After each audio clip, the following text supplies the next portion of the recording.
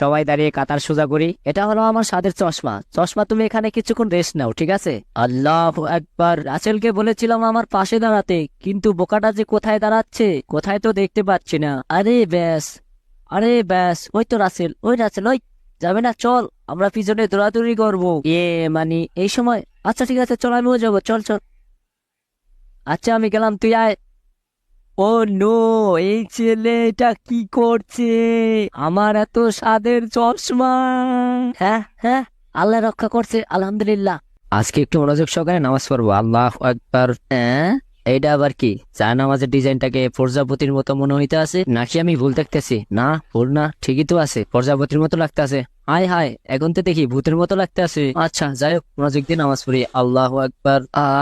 ভাবতে কি ভালোই লাগে, বাসায় গিয়ে নামাজ পড়ে আজকে মুরগির রান খাবো। সামি আল্লাহ লিমান হামিদা, রব্বানা লাকাল হাম। ও হ্যাঁ, আরেকটা কথা, আমি যে আমার বাইক বাইরে রেখে এসেছি, আমার চাবি আবার মোটরসাইকেলে রেখে আসিনি তো, তাহলে তো চোর আমার মোটরসাইকেল গ্যাচাং করে দিবে। ওই আমার চাবি কই? চাবি কই রাখলাম? চাবি কোন পকেটে? হ্যাঁ, এই তো আমার চাবি। এই তো আমি শয়তান, আমি তোকে নামাজ থেকে অমনোযোগী